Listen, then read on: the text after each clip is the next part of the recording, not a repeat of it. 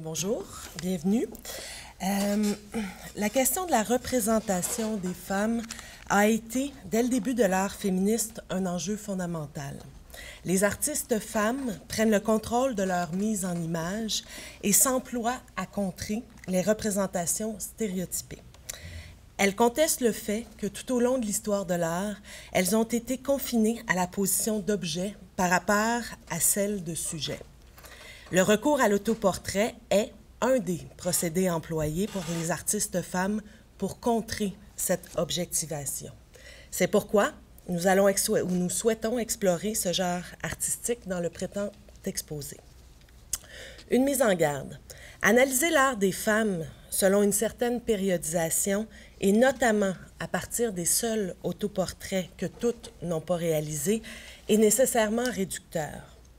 La caractéristique première de cette production est sa diversité et son hétérogénéité. En ce sens, je crois qu'il est plus juste d'affirmer que je souhaite ici faire un survol des caractéristiques dominantes qui ont été retenues par les spécialistes de l'art que de la production artistique en elle-même, qui est toujours plus plurielle et complexe que son analyse. À la fin des années 60 et au début des années 70, au Québec, comme dans tous les pays industrialisés, les artistes femmes s'engagent dans un combat visant leur inclusion et leur reconnaissance. Elles s'interrogent sur le fait d'être à la fois femmes et artistes dans une société patriarcale, ce qui fait converger les questionnements sur le milieu de l'art et sur la société. Normes esthétiques et sociales en vigueur, rôles traditionnels attribués aux femmes, représentations souvent sexistes, etc. Malgré la diversité des productions des artistes femmes, plusieurs de ces dernières réintroduisent le social dans l'art en conjuguant teneur critique et innovation formelle. Elles rejettent les normes du milieu de l'art, valorisant alors un art moderniste formaliste dont les critères ont été conceptualisés par Greenberg. Ces artistes femmes s'en prennent aussi à la vision binaire qui est omniprésente dans l'histoire de l'art, figuration, abstraction, neutralité, engagement, masculinité, féminin, autoréférentialité, référence au monde social, etc. À l'encontre de cette vision, elles adoptent plutôt une approche plus volontiers inclusive, au diapason d'une certaine complexité des êtres et des choses. Le contenu, le sens, l'expérience sociale sont réintroduits par les artistes femmes qui créent des œuvres intimement liées à leur vécu, leur compréhension du monde, leur sexe. Le sujet femme apparaît au premier plan des productions artistiques. Cette mise de l'avant s'accompagne de la lancinante question de l'identité. Si on s'interroge sur l'évolution des autoportraits, il est important de préciser que la critique de la représentation par le biais de l'autoportrait commence bien avant l'influence du féminisme en art. Au niveau international, Claude Cahun et plusieurs surréalistes dans les années 20 et 30 sont de celles et ceux qui jouent déjà avec les codes sociaux et artistiques de la représentation picturale et photographique. Cependant, la critique de la représentation traditionnelle des femmes va prendre une importance décisive à la fin des années 60 et au début des années 70. Dans cette optique, le procédé de l'autoportrait photographique ou performatif sera une stratégie déterminante. La brève histoire du féminisme en art est souvent découpée en 3 phases dont la délimitation n'est pas tranchée, mais qui se superposent. Ces différentes phases nous paraissent aussi pertinentes pour éclairer l'évolution des caractéristiques dominantes dans les autoportraits créés par les femmes. Et je reprends cette explication de Sofio et Dumont. La phase des années 70 cherchait à valoriser les expériences particulières des femmes. Celle des années 80 a plutôt travaillé à la déconstruction des présupposés théoriques et des images. Et enfin, celle des années 90, qui se prolonge aujourd'hui dans le courant queer notamment, entérine l'idée de multiculturalisme et cherche à agir sur des points précis de cette identité multiple. Dans les années 70, l'exploration des questions identitaires par les artistes femmes se fait à partir d'une réflexion sur le sexe, la sexualité et l'ethnicité. Le corps des femmes est extrêmement présent dans les productions artistiques, qui d'ailleurs se diversifie avec l'arrivée et l'expansion des pratiques performatives, de l'installation, de la vidéo. Comme l'explique Gourlet, l'idée première des artistes femmes est d'interroger leur place dans le monde artistique, social et politique, de dévoiler ce qui ne l'avait jamais été, ou pour le dire autrement, de présenter diverses composantes de l'identité des femmes et de leurs activités quotidiennes au lieu de les représenter, de les objectiver selon des codes artistiques et des schémas comportementaux stéréotypés et sexistes, l'icône, la déesse, la muse, la sorcière, la séductrice, etc. En s'appropriant les moyens de production artistique et en revendiquant la valeur des œuvres créées, les artistes femmes deviennent maîtres de leur représentation. Dans ce cadre, l'autoreprésentation permet à de nombreuses artistes de revendiquer l'identité femme, de l'assumer, de la montrer. Chez certaines artistes, elle sert d'outil critique à l'encontre des représentations stéréotypées de cette identité. Enfin, chez d'autres, elle favorise la dissociation avec l'idée même d'une identité tributaire d'un sexe.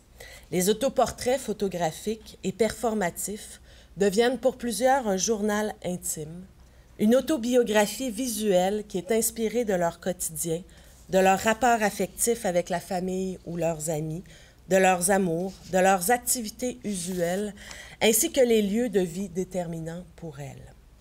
Plusieurs emploient l'esthétique de la photo de famille classique ou celle de la photo de reportage avec ses clichés en rafale. Un jeu s'engage entre une représentation du corps et de la vie des femmes artistes et la fiction, puisque les instants croqués sont des mises en scène ou inventées. La sexualité est aussi une question abondamment explorée. Le corps, sous toutes ses facettes, est omniprésent. Pour ne donner que quelques exemples, Raymond April et Cohen Sorel contribuent à transformer la tradition photographique en mettant en scène de façon intimiste leur perception d'elles-mêmes, de leur réalité, des personnes importantes dans leur vie. Il n'est plus question ici de sujets universels, mais bien de sphères privées et de singularité. Les happening performances du groupe Mauve revêtent une dimension critique plus explicite. Lors de l'exposition Montréal plus ou moins au Musée des Beaux-Arts de Montréal en 1972, Catherine Boisvert, Ghislaine Boyer, Céline Isabelle, Thérèse Isabelle, Lise Landry et Lucie Ménard se présentent habillées en robe de mariée. La montée du bel et long escalier de l'entrée du musée ne sert pas, par contre, à faire une entrée remarquée comme celle des vedettes, mais plutôt à accéder aux colonnes du parvis afin de bien les nettoyer, astiquer. Ce collectif écrira un manifeste sur la représentation des femmes et créera par la suite des parodies de concours de beauté, notamment dans certains centres commerciaux. Marie Chouinard, depuis ses premières danses performatives, interroge de façon souvent provocante la question du corps, du souffle vital, du cri, de la sexualité. Dans Marie Chien Noir, elle se dévoile au public en explorant des rituels intimes, incluant la masturbation. Les autoportraits dans les années 80. Suivant le passage du modernisme au postmodernisme en art et l'influence au sein du féminisme, du post-structuralisme et de la psychanalyse, l'art des femmes artistes se transforme au début des années 80. Plus spécifiquement eu égard aux questions de l'identité, de la représentation et des autoportraits, deux idées sont vivement critiquées. Un soi authentique et stable, ainsi que la prétendue objectivité de la représentation, ou pour reprendre la belle expression d'Arbour, d'un œil sans intermédiaire. Le postmodernisme engendre une remise en cause du lien entre la réalité et la représentation. La représentation ne rend pas compte d'une réalité objective, mais elle constitue d'une certaine façon la réalité. Comme l'explique Arbour, nous sommes ce que nous devenons à travers et par les représentations que nous nous faisons de nous-mêmes et du monde, et cette relation est en continuelle mouvance. Il existe toujours une proximité étroite entre l'art et les conditions sociales de sa production, mais la réalité sociale n'est plus ce que représente, dévoile l'art, mais plutôt ce qui rend possible une œuvre en tant qu'œuvre d'art. En ce sens, l'important n'est plus de représenter, de montrer, mais de rendre visible le mode de construction de toute représentation. Parallèlement à cette vision postmoderne, les principes théoriques féministes influents en art se modifient. Les questions de genre, de sexe et d'appartenance culturelle font toujours l'objet d'une exploration artistique par les artistes femmes, mais à l'encontre de toute vision essentialiste de la féminité, les artistes femmes se tournent vers une critique radicale de la représentation de la féminitude, cette représentation dans une société patriarcale, étant considérée comme une des bases de l'oppression des femmes. En outre, elle rejette les oppositions binaires, celles-ci reproduisant les hiérarchies, le sexisme et les différentes formes de discrimination et stigmatisation. Hommes-femmes, hétérosexuels, homosexuels, blanches, non-blanches, etc. L'influence du féminisme en art a eu pour résultat d'impulser les questions identitaires au cœur des productions artistiques des femmes. Paradoxalement, il a aussi contribué à mettre en évidence les mécanismes de construction des identités dans et par la représentation. Il a donc fortement contribué à une critique déconstructive de toute identité homogène, stable, bien définie, en opposition à un contraire représentable, objectivable. Le thème d'une exposition organisée par la Centrale en 1990 le montre bien, Instability, la question du sujet. Les artistes femmes, du moins majoritairement, exploreront donc dans leurs œuvres la variabilité du moi et la difficulté, voire l'impossibilité de le représenter. Plusieurs dévoileront aussi les mécanismes, stratégies, procédés qui interfèrent dans toute représentation et conséquemment qui la rendent nécessairement subjective. Les stratégies adoptées dans les autoportraits déjouent et brisent l'approche globale, la totalisation de la représentation et illustrent le multiple, l'irréductible et l'hétérogène. La représentation du corps féminin devient un terrain de jeu dans lequel les artistes femmes s'évertuent à mettre à jour la relation protéiforme et conflictuelle entre le sujet et les images. À la fois métaphore de la photographie et moyen de rendre visibles les dispositifs en jeu, plusieurs autoportraits montrent avoir des miroirs et des reflets.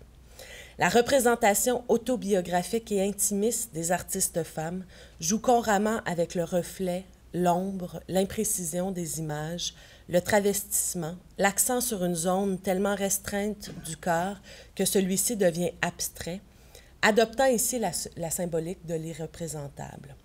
Il en est de même avec les performances, dans lesquelles les artistes femmes, entre autres, s'inventent des identités fictives. L'identité est un phénomène construit et manipulable. L'évolution des autoportraits et de la représentation photographique intimiste des Cohen-Sorel, Geneviève Cadieux et Nicole Jolicoeur rend bien compte de cette exploration par les artistes femmes de la complexité identitaire contemporaine et des difficultés que cela occasionne pour la représentation. Cette définition de l'art des artistes femmes proposée par Major en est aussi très révélatrice. Je la cite, « Loin d'être réduite à une idée, l'image devient une véritable identité qui se fragmente à l'infini, fluctue en fonction des rencontres et ne peut plus être circonscrite ou figée. Le féminin dans ces histoires symbolise la transgression des interdits et l'abolition des frontières dans la fusion perpétuelle des opposés. L'art invente et permet d'imaginer l'ailleurs. » Des années 90 à aujourd'hui. Contrairement à ce que les années 80 auraient pu laisser croire, les autoportraits n'ont pas disparu du paysage artistique. Bien au contraire, ils ont repris de l'importance. Cela dit, la caractérisation de l'autoreprésentation actuelle est plus difficile à faire, et ce pour deux raisons. La production artistique en général est beaucoup plus éclatée que dans les périodes antérieures et il manque tout simplement la distance historique qui facilite une lecture plus globale. Cependant, le côté très conceptuel, théorique, abstrait, voire abscon de la pensée et de l'art des artistes femmes des années 80 est questionné et remis en question. En outre, selon Bright, la présence de plus en plus importante dans l'art contemporain international d'artistes non occidentaux favorise un retour de l'art engagé plus explicite et replace le corps comme lieu privilégié d'interrogation. Il faudrait ajouter à cette analyse le rôle plus important joué par des artistes d'origines diverses à l'intérieur même des champs artistiques nationaux, comme ceux du Québec ou du Canada. Ces artistes abordent, à partir de leur auto-représentation, les questions d'identité collective dans un contexte de mondialisation croissante et de bouleversement migratoire. Elle opère une critique de la représentation très souvent raciste ou pleine de préjugés à l'encontre de l'autre, qu'il soit non occidental ou non identifié à la culture dite dominante. Ce retour du portrait et de l'autoportrait se caractérise par la création d'œuvres favorisant l'empathie et l'identification du spectateur. L'esthétique est moins conceptuelle, plus directe, spontanée, bricolée. Les artistes reconnaissent la difficulté de la représentation d'un moi authentique et global, ce qui ne les empêche pas d'en exprimer certains aspects à travers la figuration du visage ou du corps et en le considérant purement comme un concept théorique qu'il s'agit de subversif. Les démarches d'autoreprésentation utilisées par les artistes femmes sont fort variées, tout comme d'ailleurs les divers ancrages de la réflexion qui associent art et féminisme. Entre autres choses, l'exploration de la complexité identitaire et du dépassement de soi se poursuit dans le prolongement du post-structuralisme et avec le cyberféminisme et la théorie queer en art. Cependant, cette exploration se fait en autorisant la représentation du corps, sa mise en image. De plus, aux différences sexuelles et raciales explorées sans dichotomie binaire se joignent d'autres formes d'hybridation. Humains-animaux, humains-machines, humains transformés génétiquement ou grâce à des prothèses ou à la chirurgie. Ce corps hybride est souvent utilisé comme allégorie des réalités identitaires, sexuelles, sociales, politiques, technologiques ou scientifiques. L'objet de l'œuvre prend de l'importance. Les artistes favorisent non plus la lourdeur théorique, mais la légèreté, le plaisir, la mascarade, la parodie sont très présents. Les fictions performatives et photographiques, quoique absolument pas nouvelles, prennent aussi une place décisive. Cette théâtralisation permet à la fois d'introduire le scepticisme actuel à l'égard de la représentation, d'illustrer comment toute représentation est une mise en scène, tout en donnant une grande liberté à l'artiste. La parodie, la mascarade autorisent les artistes à réaliser leurs fantasmes ou encore à traiter une question politique avec la voix de quelqu'un d'autre ou en gardant une certaine distance. Ces procédés peuvent donc être libérateurs et transgressifs. Bien souvent, les personnages adoptés figurent moins le réel que des archétypes et des stéréotypes. Chez certaines artistes, les fictions identitaires durent assez longtemps ou reviennent constamment, créant ainsi un double, un alter ego. L'autre, présent en chacun de nous, peut ainsi vivre d'une certaine façon son existence réelle. Dans un autre ordre d'idées, plusieurs artistes femmes explorent d'une part les questions des douleurs engendrées par les guerres, les viols, les génocides, les déplacements de population et leurs répercussions psychiques, physiques et culturelles, et d'autre part les questions des marques et blessures corporelles, du vieillissement, de la maladie, du deuil. Dans ce cadre, la vision du corps sera celle d'un corps déchu, lieu de sévices, de maladies, de traumatismes, le corps poubelle. Chez certaines artistes, l'art jouera alors un rôle thérapeutique leur permettant d'appréhender leur réalité avec une certaine distance salutaire et d'exprimer leurs réactions, leurs émotions. Comme l'explique Bright, la fascination pour le corps démembré, devenu abstrait de par son examen intense, est l'inévitable corollaire du genre. C'est le moyen le plus évident de faire du corps un autre, un étranger, lointain et bizarre. Les interrogations autobiographiques sur l'identité, la beauté, la réalité quotidienne prennent donc des voies nouvelles. Pour ne donner que quelques exemples, Dévora Neumark, depuis le début des années 90, a créé plusieurs performances-interventions dans l'espace urbain qui s'inspirent d'événements intimes, comme l'expérience d'un appartement ravagé par le feu, et de réflexions liées à son identité, notamment en tant que femme et immigrante. Lucy Lake et Sylvie Cotton explorent d'une façon différente les blessures, marques, traces sur leur corps. La première, dont l'œuvre est marquée par l'auto-représentation et la réflexion identitaire, explore depuis quelques années les transformations de son corps qui induit son vieillissement. En dévoilant en gros plan les stigmates du temps, rides, poils et autres, elle rend visible ce qu'une majorité de femmes cachent, maquillent, réparent avec pudeur et honte et rejettent l'idéal de beauté et de jeunesse perpétuelle. Sylvie Cotton, dans la série « Ton œuvre, ton corps, mon atelier », s'intéresse aux taches de naissance, grains de beauté, tatouages des gens qu'elle rencontre. Prétexte à des discussions et à des confidences, ces marques identitaires font l'objet d'un échange, l'artiste copiant au crayon les siennes sur le corps des participants et ces dernières faisant de même sur son propre corps. Selon Cotton, le mélange des corps et des marques corporelles permet de représenter l'influence des autres dans la constitution identitaire de chacun. Les autres sont certainement présents dans nos vies pour que nous nous transformions.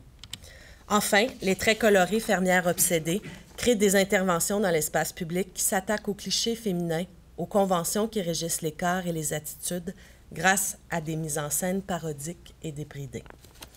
Dans une très, très brève conclusion, en concordance avec l'évolution des conceptions artistiques et féministes, nous pouvons observer un changement de paradigme dans la façon d'envisager et de créer les autoportraits. Les artistes femmes commencent leur combat dans un contexte de modernité artistique. Le sujet est alors perçu comme stable et universel. Le moi est une entité immanente, identifiable, qui peut être représentée.